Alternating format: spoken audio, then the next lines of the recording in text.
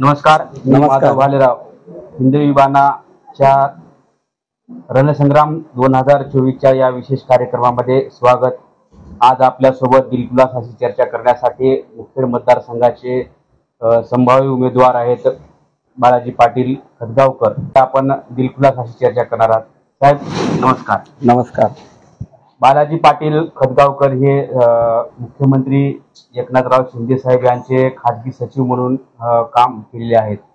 परंतु मतदारसंघामध्ये तुम्ही काम करत असताना बऱ्याच लोकांना मतदारांना खतगावकर साहेब हे नेमके कोण आहेत, त्यांचं प्राथमिक शिक्षण कुठे झाले, त्यांचं बालपण कुठे गेले, या संदर्भामध्ये आपण थोडंसं सविस्तर सांगावं.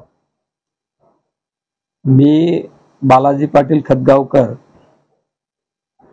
राज्याचे आदरणीय मुख्यमंत्री एकनाथरावजी शिंदे यांच्याकडे मुख्यमंत्री कार्यालयामध्ये खासगी सचिव म्हणून मी काम केलेलं आहे वस्तुस्थिती आहे. आणि शासनाच्या विहित वयोमानानुसार मी आता सेवानिवृत्त झालेला आहे. तत्पूर्वी माझं जे महाराष्ट्र पब्लिक सर्व्हिस कमिशन कडनं जे निवड झाली 1987 मध्ये मी ज्यावेळेस कृषी विद्यापीठ परभणीमध्ये MSc agronomy soil and water management post graduate शिक्षण पूर्ण केलं त्यावेळेस पहिल्या अटेम्प्ट मध्ये राज्य शासनाच्या राजपत्रित अधिकारीमध्ये मला मुख्याधिकारी म्हणून निवड झाली होती. तदनंतर माझी 2 वर्षाचं प्रशिक्षण मुंबई आणि शिकाऊ उमेदवार म्हणून मुख्याधिकारी म्हणून नांदेड नगरपालिकेमध्ये मी काम केलं. आणि तदनंतर 1989-90 पासून 4 वर्ष मी देगलूरला मुख्याधिकारी म्हणून काम केलं. तदनंतरचे 4 वर्ष म्हणजे 94 ते 98 मी परळी वैजनाथ नगर परिषदेमध्ये मुख्याधिकारी म्हणून काम केलं. 98 ते 2000 पर्यंत 99 पर्यंत मी हिंगोलीमध्ये नवीन जिल्हा झाला होता मुख्याधिकारी म्हणून काम केलं नगर परिषदेमध्ये. आणि विलासरावजी देशमुख यांच्या आदेशाने 1999 ते 2002 मी जालना नगर परिषदेमध्ये मुख्याधिकारी म्हणून काम केलं. तदनंतर मी पनवेल नगरपालिकेला मुख्याधिकारी म्हणून काम केलं 2 वर्ष विलासरावजीच्या आदेशाने. पनवेलमध्ये काम करत असताना माझ्या कामाचा अनुभव तत्कालीन नगर विकास विभागाचे प्रधान सचिव नाना पाटील साहेब यांनी विचारात घेऊन मला ठाणे महापालिकेमध्ये महाव्यवस्थापक परिवहन 600 बसेस होते इंडिपेंडेंट चार्ज मला दिला आणि मी ते 2 वर्ष ठाणे महापालिकेमध्ये काम केलं. त्यानंतर मी 4 वर्ष मीरा भाईंदर महापालिकेमध्ये उपायुक्त मुख्यालय म्हणून काम केलं. राज्याचे मुख्यमंत्री अशोकरावजी चव्हाण झाले आणि मीरा भाईंदरहून मी परत ठाण्याला 2008 ते 12 उपायुक्त मुख्यालय म्हणून परत 4 वर्ष मला ठाण्यात काम करायची संधी मिळाली. आदरणीय पृथ्वीराजजी चव्हाण साहेब मुख्यमंत्री आले आणि मला 2012 मध्ये उल्हासनगर महापालिकेमध्ये आयुक्त म्हणून काम करण्याची संधी मिळाली आणि मी ते 2015 पर्यंत काम केलं. राज्याचे मुख्यमंत्री तत्कालीन फडणवीस सर यांनी मला भिवंडी महापालिकेला आयुक्त म्हणून काम करण्याची संधी दिली 2 वर्ष. तदनंतर त्यांनी मला परत मीरा भाईंदर महापालिकेला परत कमिशनर म्हणून काम करण्याची संधी दिली. दरम्यानच्या काळात युती शासनाच्या गव्हर्नमेंटमध्ये राज्याचे मंत्री अजूनरावजी खोतकर यांच्याकडे मी खासगी सचिव म्हणून मध्यंतरी 1-1.5 वर्ष काम केलं. मी ज्यावेळेस मीरा भाईंदर महापालिकेला 2019 मध्ये काम करत होतो महाविकास आघाडी गठीत झाली.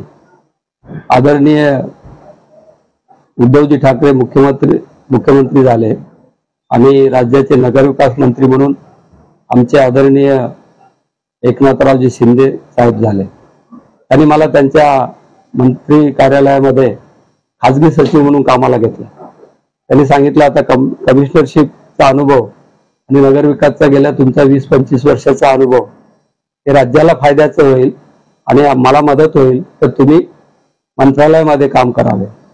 मी त्यांच्या विनंतीला मान देऊन माझ्या कामाची प्रामाणिकपणा, सचोटी या सगळ्या गोष्टी त्यांनी तपासलेल्या होत्या. आपण जर आणि मंत्रालयात काम करायला मला संधी मिळाली आणि त्यानंतर 2 वर्षांनी राज्यात फार मोठ्या घडामोडी झाल्या आणि आदरणीय एकनाथरावजी शिंदे राज्याचे मुख्यमंत्री झाले आणि मला मुख्यमंत्री सचिवालयामध्ये परत खासगी सचिव म्हणून काम करण्याची संधी मिळाली. हे सगळं करत असताना माझं बालपण खदगाव गावात गेलेलं आहे, जे की आपल्या नजीक आहे, 20 किलोमीटर अंतरावर. माझं 10वी पर्यंत शिक्षण आदरणीय मक्काजी राठोड, किसन राठोड, गोविंद राठोड यांची जी आश्रमशाळा आहे वसंतनगर कोटजाळ येथे, आश्रमशाळेत माझं 10वीचं शिक्षण झालेलं आहे. दिवाबत्ती नव्हती, पंखे नव्हते, रस्ते नव्हते, फरशी नव्हती, अशा परिस्थितीत आम्ही त्या ठिकाणी शिक्षण घेतलेलं आहे. आणि मला खूप आनंद आहे, हे मॅनेजमेंट बोर्ड आणि तिथले तत्कालीन शिक्षक यांनी एवढा प्रेम दिला की मी त्यावेळेस 10वी मध्ये मी मेरिटमध्ये फर्स्ट क्लासमध्ये आलेलो आहे. नंतर शारदानगर सगरोळी येथे मला शिक्षणाची संधी मिळाली 11वी 12वी. आणि त्याच्यापूर्वी मी सांगितलं कृषी विद्यापीठापासून माझी कामाची शिक्षणाची सुरुवात झाली विद्यापीठाची. अशा पद्धतीचं माझं शिक्षणाचा अनुभव आहे. आपण जर बघितलं एकंदरीत आपला मुखेड आणि कंधार मतदारसंघ हा डोंगराळ भाग आहे आणि या डोंगराळ भागातील एक असा सामान्य व्यक्ती मुख्यमंत्र्याचा खासगी सचिव म्हणून काम करेल असं तुम्हाला वाटलं होतं का? हे बघा, प्रत्येक जण जो काम करतो सुरुवातीला आपण कुणाही चाइल्ड मध्ये किंवा एखाद्या विद्यार्थ्यामध्ये आपण हे म्हणू शकत नाही की पुढे हा काय होऊ शकेल. गौतम बुद्ध आणि अब्दुल कलाम सर यांची थिअरी आहे, तुमच्या प्रारब्धात काय आहे आणि तुम्ही त्याची सोच कशी करता आणि तुम्ही कुणाच्या सानिध्यात राहता. ज्ञानेश्वराचा सुद्धा तोच विचार आहे. आणि तुम्ही तुम्हाला मिळालेल्या संधीचं कसं सोनं करता आणि त्याप्रमाणे तुमच्या आयुष्याचा उत्कर्ष राहतो असं मला वाटते. तुम्ही म्हणल्याप्रमाणे मी ज्यावेळेस आश्रमशाळेत शिकायला होतो असे कुठलीही माझ्या मनामध्ये कल्पना नव्हती की मी आपण राज्याच्या मुख्यमंत्र्याचा खासगी सचिव होईल असं मी कधी स्वप्नात बी पाहिलं नाही. ही वस्तुस्थिती आहे. पण मी जसं जसं काम करत गेलं परमेश्वराच्या कृपेने ज्या ज्या संधी मला मिळाल्या त्याचं मी सोनं केलं. प्रशासकीय सेवेमध्ये काम करत असताना तुम्ही अनेक पदावर काम केलेलं आहे आणि हे काम करत असताना आपला जो मतदारसंघ आहे डोंगराळ आहे, या डोंगराळ मतदारसंघासाठी विकासाच्या संदर्भामध्ये आपण पूर्वी काही प्रयत्न केलेले आहेत का? मला कल्पना आहे की नांदेड जिल्हा आणि नांदेड जिल्ह्यातले सर्व तालुके विकासाच्या अनुषंगाने फार मोठा अनुशेष आहे. यामध्ये काही भाग आपला अर्जापूर, बारड किंवा विष्णुपुरीचा भाग आदरणीय शंकररावजी चव्हाण यांच्या कृपेने म्हणजे चांगल्या पद्धतीचं त्या भागात सिंचन क्षमता निर्माण झालेल्या आहेत. परंतु त्या सगळ्या जिल्हा लेवलवर आहेत अशी बाब नाहीये. काही तुरळक दारुळचा धरण आहे मन्याड नदीवरचा, लेंडी नदीचं धरण अजून पूर्ण झालेला नाहीये, ते त्यांचीच कृपा आहे.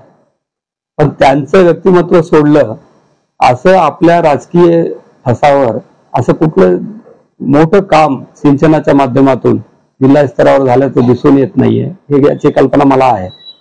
विशेषतः मुखेड, आम्ही ज्यावेळेस 7वी पासून 10वी पर्यंत शाळेत होतो, उन्हाळ्यामध्ये ज्यावेळेस आम्ही शाळेत यायचो फक्त त्या शाळेतली जी विहीर होती पाणी पिण्यासाठी वापरलं जायचं. जवळपास आम्ही दोन्ही शाळेचे 3-4 हजार विद्यार्थी होतो. तर आम्हाला पावसाचं पाणी आणि ते झरे 2 डोंगरामधून जे पाणी निर्माण होते तिथं आम्हाला तत्कालीन आमचे जे वार्डनर होते अर्ली मॉर्निंग प्रार्थना करून आंघोळीला पाठवायचे. आणि जसजसं उन्हाळा व्हायचा आम्ही कोटग्याळपर्यंत, शिरूर दबडेपर्यंत, रुईपर्यंत आंघोळीला जायचो. म्हणजे मुखेडची परिस्थिती आणि इथलं जे पावसाचं दुर्भिक्ष हे मला ह्याची कल्पना आहे. तर या अनुषंगाने आता आपलं पूर्ण कार्यकाळ पूर्ण झाल्यामुळे ह्या भागासाठी काम करावे हा उद्दात हेतू माझ्या मनात आहे.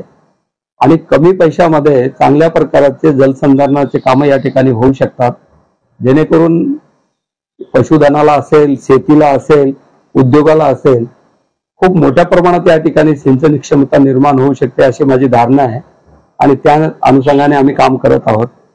यात तज्ज्ञ आमचे जे नेते आहेत, अशोक पाटील रावीकर आहेत, विजयगावकर पाटील आहेत, गुणवंतराव पाटील आहेत, खूप मंडळी आहेत जे की पाणी संवर्धनामध्ये काम केलेले आहेत, अजून करत आहेत.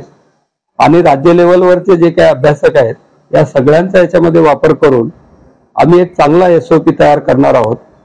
आणि परमेश्वराच्या कृपेनं आम्हाला जर अधिकार मिळाले तर येणाऱ्या काळामध्ये ह्या भागामध्ये सिंचन क्षमता कशी वाढेल आणि मोठ्या प्रमाणात सिंचनाच्या सुविधा कशा निर्माण होतील या पद्धतीने आम्ही काम करण्याचं मनोदय केलेलं आहे.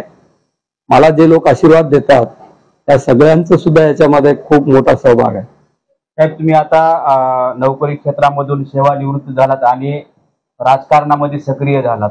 या अगोदर तुमच्या घरातून असा राजकीय वारसा होता का? मी फार सामान्य कुटुंबातला आहे. राजकारण सोडा, शिक्षण सुद्धा आमच्या कुटुंबात कोणाकडे नव्हतं. मी शिकल्यानंतर मग माझ्या मुलींना शिकवलं, माझ्या भावांना शिकवलं, माझ्या बहिणींना शिकवलं आणि माझ्याकडे दुसरी पिढी एकदम अद्यावत मी तयार केली. त्याच्या पूर्वीची पिढी, माझे वडील 4थी शिकलेले होते, आई न शिकलेली होती, बहिणी न शिकलेले होते. हे तर दुःख आमच्याकडे आहे आणि हे दुःख आपल्याला माझ्या एका कुटुंबात नाहीये, आपल्या सगळ्या कुटुंबात आहे. राज्याचे आदरणीय मुख्यमंत्री ते सुद्धा अति सामान्य कुटुंबातून आलेले आहे, त्याची आपल्याला कल्पना आहे. आणि ते समाजाच्या प्रती जे काम करतात, त्यांची जे काम करण्याची पद्धत आहे, त्यांचीच प्रेरणा मी घेऊन आता या राजकारणात आलेलं आहे. जेणेकरून परमेश्वराने आपल्याला सगळं काही दिलेलं आहे, तर आपण आपल्या सोबतचे जे आहेत किंवा आपल्या जे बांधव आहेत, आपल्या भौगोलिक परिस्थितीतले जे लोक आहेत, त्यांना आपण काय मदत करू शकतो आणि राज्य शासनाचा, केंद्र शासनाचा काय हक्क आपण त्याच्या दारात नेऊ शकतो, या अनुषंगाने काम करण्यासाठीच आपण राजकारणात आलेलो. आता आपण मुखेड मतदारसंघाची जर राजकीय परिस्थिती बघितली तर हा मतदारसंघ भारतीय जनता पार्टीला आहे आणि 10 वर्षापासून या ठिकाणी डॉक्टर तुषार राठोड स्टँडिंग आमदार आहेत. आणि महायुती होतानाच असं ठरलं होतं की जो मतदारसंघचा आमदार स्टँडिंग आहे हा मतदारसंघ त्यांना सोडण्यात येईल.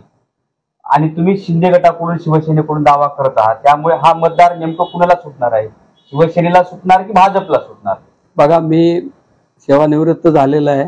आदरणीय मुख्यमंत्री महोदयांची प्रेरणा घेऊन मी आपल्या मतदारसंघातील लोकांसाठी काम करत आहे. वस्तुस्थिती आहे, विद्यमान आमदार साहेब आहेत,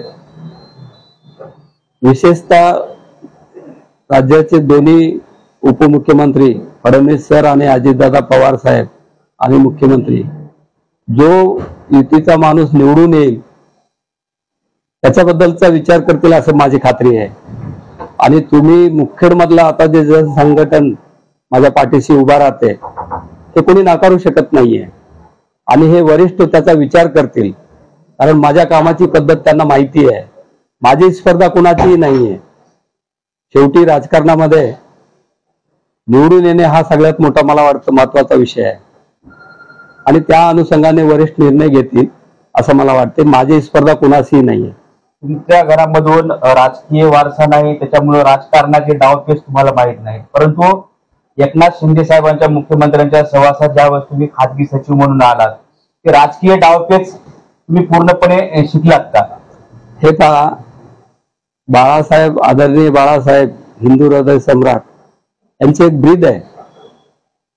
शिवसेनेमध्ये 20% राजकारण आणि 80% समाजकारण.